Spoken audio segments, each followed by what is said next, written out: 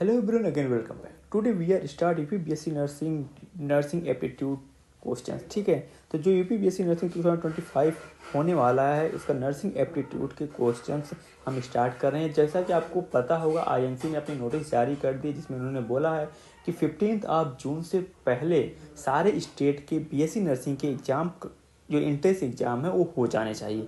ठीक है, तो अभी जो है एप्लीकेशन फॉर्म नहीं आया है बीएमयू का. ये एप्लीकेशन फॉर्म जो है लास्ट मार्च या अप्रैल में निकालते हैं. ठीक है, और इनका एग्ज़ाम लगभग जून में ही जाता है. ठीक है, तो जून फर्स्ट वीक तक होता है इनका एग्ज़ाम या मई लास्ट वीक में होता है. ठीक है, तो अगर अभी तक जिसने भी प्रिपरेशन नहीं स्टार्ट की है आप प्रिपरेशन स्टार्ट कर दो, क्योंकि लास्ट टाइम जो था वो कट ऑफ बहुत ज़्यादा गया था. पिछली बार की अगर बात करें हम तो कट ऑफ गया था लगभग 150 जनरल का कट ऑफ गया था. आपको पता है 200 मार्क्स के क्वेश्चन होते हैं और जिसका 150 यानी 150 मार्क्स आए थे उनको गवर्नमेंट कॉलेज मिला था. गवर्नमेंट सीटें जो है यूपी में कम हैं, जिनको प्राइवेट चाहिए उनकी तो अलग बात हो जाती है. बट गवर्नमेंट की अगर बात करें तो गवर्नमेंट में इन कंपेरिजन प्राइवेट की फीस कम लगती है और सीटें भी कम है. लगभग 1400 के आसपास सीट है केवल. ठीक है, तो अभी से अगर आप प्रिपरेशन स्टार्ट कर देते हो तो अच्छा स्कोर करोगे, वरना लास्ट टाइम में फिर हो नहीं पाता है. तो मेरा कहना है कि अगर अभी से स्टार्ट कर रहे हो तो कर दो. ठीक है, अगर आप इस साल आपको एडमिशन लेना है बीएससी नर्सिंग में. ठीक है, तो चलिए और एक बात और बता देता हूँ. ये जो पीपीटी है आपको टेलीग्राम चैनल पे मिल जाएगी. टेलीग्राम चैनल नहीं, एक दो चैनल है वहाँ पे, एक टेलीग्राम चैनल है और एक टेलीग्राम डिस्कशन ग्रुप. एक डिस्कशन ग्रुप में मिलेगा क्योंकि चैनल पे बीएससी नर्सिंग की चीज़ें चल रही है. ऑलरेडी हमने फर्स्ट सेमेस्टर कंप्लीट करवा दिया है, तो वहाँ पे प्रीवियस ईयर के क्वेश्चन पेपर्स और जो है बहुत सारी ई बुक्स बीएससी नर्सिंग की वहाँ पे पढ़ी हैं, तो वो भी जाके आप ज्वाइन कर सकते हो वहाँ पे. क्योंकि जब आप एडमिशन ले लोगे तो आपको उन सारी चीज़ों की ज़रूरत पड़ेगी और बहुत सारी गाइडेंस की ज़रूरत पड़ेगी जो हम कंटिन्यूसली गाइड करते रहेंगे. ठीक है, तो चलिए देरी न करते हुए स्टार्ट कर लेते हैं. सबसे पहला नंबर क्वेश्चन है, विच quality is most essential for nurses. Nurses के लिए कौन सी क्वालिटी मोस्ट एसेंशियल है. इन नर्सेस से रिलेटेड कुछ क्वेश्चन, एक दो क्वेश्चन कभी कभी आ जाते हैं. किस टाइप के क्वेश्चन होते हैं और कौन से क्वेश्चन आ सकते हैं, इन सारी चीज़ों के बारे में हम बात करने वाले हैं. ठीक है, सबसे नंबर 1 पे है जो पेशेंस है, दूसरा एग्रेसिवनेस है, तीसरा है इंडिफिशेंस है और डी वाला रिजिडिटी है. तो आपका आंसर जो होगा सबसे नंबर 1 पे होगा आपका पेशेंस. ठीक है, पेशेंस इस वजह से होगा क्योंकि आप अगर नर्सिंग प्रोफेशन में हैं तो पेशेंस होना बहुत ही ज़्यादा ज़रूरी है. क्योंकि पेशेंस नहीं होगा, जैसे कि आप यहाँ पे एडमिशन लोगे, स्टूडेंट होगे तो यहाँ पे बहुत सारे टीचर्स की सुननी पड़ेगी आपको. फिर आपकी क्लिनिकल ड्यूटी लगेगी, आप वार्ड में जाओगे तो वहाँ पे बहुत सारी वार्ड इंचार्ज होंगी, उनकी सुननी पड़ेगी क्योंकि वो वहाँ पे बैठी रहती हैं, सारा काम आपसे करवाती हैं. उसके बाद आप काम भी कर दोगे, थोड़ी सी एक गलती हो जाएगी, बाद में आपके टीचर्स राउंड पे आएंगे, फिर उनसे आप जाके बोलती हैं, फिर आपको सुनाते हैं. और पेशेंस इस वजह से भी रखना, कोई पेशेंट आ गया बहुत ज़्यादा जैसे कि एग्रेसिव है तो उसके सामने भी पेशेंस रखना बहुत ही जरूरी है. बिना पेशेंस के कोई काम नहीं हो सकता है. मेडिकल फील्ड अगर बात करें तो आपको ये चीज़ सीखनी होगी. ठीक है, तो यहाँ पे आंसर जो होगा वो पेशेंस होगा. इसके बाद सेकंड क्वेश्चन है, what is the primary role of nurse. Nurse का प्राइमरी रोल क्या है. प्रिस्क्राइब मेडिकेशन नहीं, ये मेडिकेशन प्रिस्क्राइब करना फिजिशियन का काम है. ठीक है, परफॉर्म सर्जरी नहीं, सर्जरी परफॉर्म नहीं कर सकते, असिस्ट कर सकते हैं केवल. ठीक है, इसके अलावा प्रोवाइड पेशेंट केयर, ये सबसे ज़्यादा प्राइमरी रोल जो है आपका प्रोवाइड पेशेंट केयर ही है. ठीक, इसके बाद डायग्नोसिस डिजीज कर सकते हो क्योंकि आप जो है बहुत देर तक रहते हो पेशेंट के साथ, तो कई बार ऐसा होता है अगर आईपीआर अच्छा हो जाता तो पेशेंट को बहुत सारी चीज़ें जो फिजिशियन को नहीं बताता वो आपको बता देता है. ठीक है, तो यहाँ पे आंसर जो सी हो जाएगा प्रोवाइड पेशेंट केयर. ठीक है, नेक्स्ट पे चलते हैं, effective communication in vital in nursing Vikas. Communication जो इफेक्टिव क्यों होना चाहिए, ये बहुत ही ज़्यादा है, बहुत ही ज़्यादा ज़रूरी है. क्यों, जब आप एडमिशन ले लोगे तो अलग से एक कम्युनिकेशन का चैप्टर पढ़ाया जाएगा आपको. ठीक है, कि आप कैसे आईपीआर मेंटेन करोगे पेशेंट से, उसके साथ अटेंडर के साथ कैसे मेंटेन करोगे, अपने सीनियर के साथ कैसे मेंटेन करोगे, ये सारी चीज़ें बहुत ज़्यादा ज़रूरी हो जाती हैं. ठीक है, इट्स अवॉइड लीगल इशूज नहीं, it's built trust with the patient. ये क्या करता है, अच्छा कम्युनिकेशन होगा.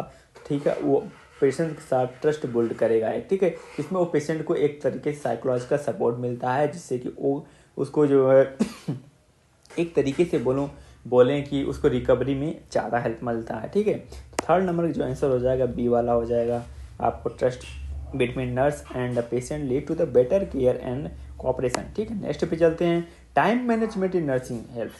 टाइम मैनेजमेंट बहुत ही ज़्यादा ज़रूरी है नर्सिंग फील्ड में। बिना टाइम मैनेजमेंट के आप पे कुछ नहीं कर सकते, क्योंकि बहुत ज़्यादा वर्कलोड होता है। बहुत टाइम ऐसा होता है, बहुत सारी नर्सेस होती हैं, मान लो मेडिकेशन एडमिनिस्टर कर दे, ये तो प्राइमरी रोल है, वो तो करना ही करना है। ठीक है, पर डॉक्यूमेंटेशन का काम जो आज का कल, कल पे परसों पे छोड़ देते हैं। ठीक है, तो उस टाइम क्या होता है, वर्कलोड हो जाता है। जब टाइम से काम नहीं करोगे तो वर्कलोड बढ़ता ही जाएगा। ठीक है, तो इसलिए टाइम मैनेजमेंट का बहुत बड़ा रोल है।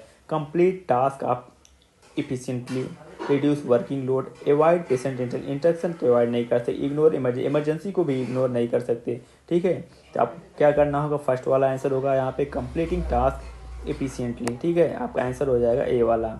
ठीक है, नेक्स्ट पे चलते हैं। Which of the following is a soft skill required in nursing. कौन सी सॉफ्ट स्किल है जो नर्सिंग में बहुत ही ज़्यादा रिक्वायर्ड है? Critical thinking, compassion, data analysis या फाइनेंशियल प्लानिंग। तो नर्सिंग में जो सॉफ्ट स्किल सबसे ज़्यादा है वो आपका क्या हो जाएगा, बी कंपैशन हो जाएगा। ठीक है, compassion allow nurses to the connect emotionally with the patient. ठीक है, नेक्स्ट पे चलते हैं। Team work nursing in the important because. Team work बहुत ही ज़्यादा जरूरी होता है, क्योंकि अगर गवर्नमेंट सेक्टर की बात करें तो यहाँ पे patient number of patient ward में ज़्यादा होते हैं। कभी कहीं 30 पेशेंट, कहीं कहीं 40 पेशेंट तक होते हैं, और स्टाफ कितना होता है, 2 या 3 होता है। तो 40 को पेशेंट को केयर प्रोवाइड कर पाना बहुत ही मुश्किल काम है। इसलिए टीम वर्क यहाँ पे बहुत ही बड़ा रोल है। आपने फिजिशियन के साथ, अपने जो अदर मेंबर्स हैं, अपने वार्ड बॉय के साथ, अपने जो और लैब टेक्नीशियन और जो आते हैं आपके वार्ड में, सबके साथ अच्छा मतलब रिलेशनशिप होगा, आईपीआर होगा, तो आप अच्छे से काम कर पाओगे। यहाँ पे ऑप्शन क्या है, it's reduce personal responsibility.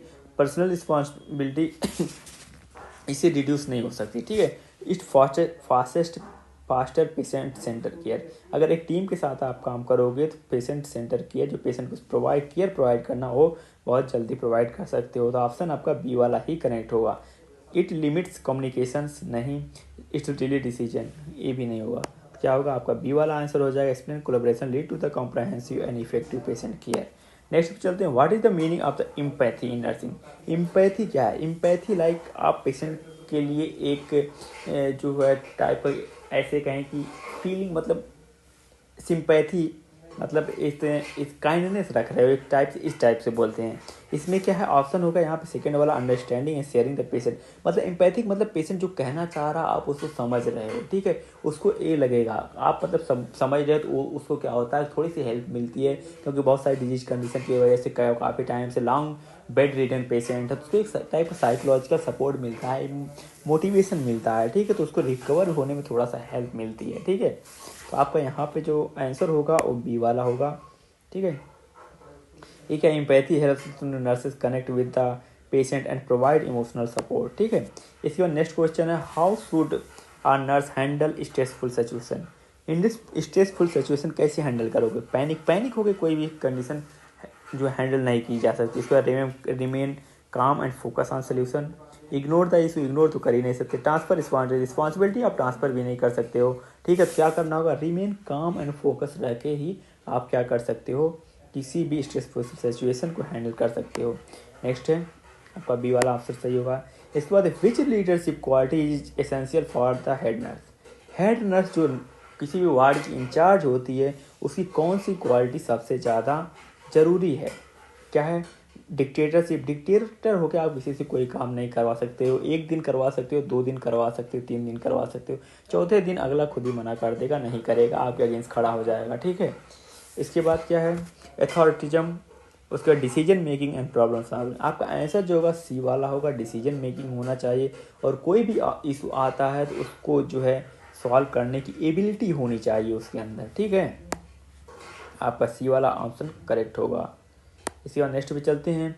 Y is the cultural sensitivity important in nursing. Cultural sensitivity India में इतना ज़्यादा नहीं, बट फॉरेन कंट्रीज में बहुत सारे लोगों का एम होता है मतलब बाहर जाके काम करना, क्योंकि वहाँ पे वर्क कल्चर अच्छा है और पैसे भी अच्छे हैं, तो लोग बाहर जाके काम करते हैं, तो इसलिए वहाँ पे कल्चरल सेंसिटिविटी बहुत ज़्यादा जरूरी है। इंडिया में इतना नहीं, फिर भी इंडिया में भी बहुत सारे रिलीजन है, हिंदू है, मुस्लिम है, तो अलग अलग है, तो उनके मतलब कल्चर का ध्यान रखते हुए उसके अकॉर्डिंग आप पेशेंट को केयर प्रोवाइड करोगे तो ज़्यादा अच्छा होगा।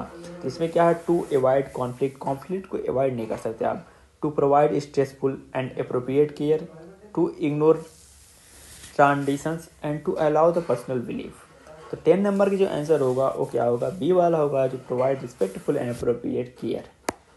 ठीक है, नेक्स्ट पे चलते हैं। Nursing ethics emphasises. Nursing ethics क्या होती है? ठीक है, personal opinion, patient confidently and respect, speech over accuracy and profit. तो आंसर होगा आपका बी वाला होगा, पेशेंट कॉन्फिडेंटली होगा।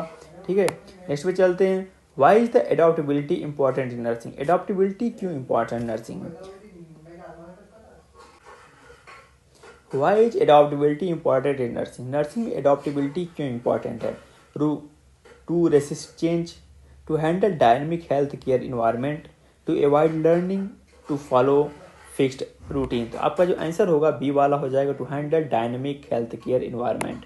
ठीक है, इसका नेक्स्ट पे चलते हैं। Critical thinking in nursing help to. Critical thinking nursing में किस टाइप से पढ़ते हैं? ठीक है, make snap decision, evaluate situation and make inform choice. जो आंसर होगा आपका बी वाला होगा, evaluate situation and make inform choice. Ignore patient को इग्नोर कर ही नहीं सकते हो, रिले स्लोली और डॉक्टर। तो आपका आंसर बी वाला ही हो जाएगा। ठीक है, नेक्स्ट पे चलते हैं। Which of the following is example of non verbal communication? इसमें से नॉन वर्बल कम्युनिकेशन का क्या एग्जाम्पल है? ठीक है, 14 की बात करें तो स्पीकिंग एक वर्बल कम्युनिकेशन है।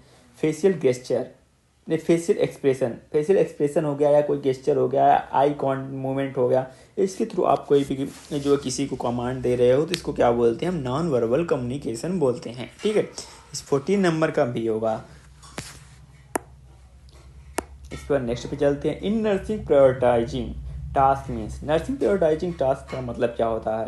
Ignoring less important patient, managing urgent need first, या डूइंग रैंडम टास्क, या फोकसिंग ओनली पेपर वर्क। ठीक, 15 नंबर का जो आंसर होगा वो क्या होगा आपका? Managing urgent need first. ठीक है, नेक्स्ट चलते हैं। Professionalism is nursing include gossiping. Gossip तो नहीं कर सकते। ठीक है, यहाँ पे आंसर भी आपको दिख रहा है।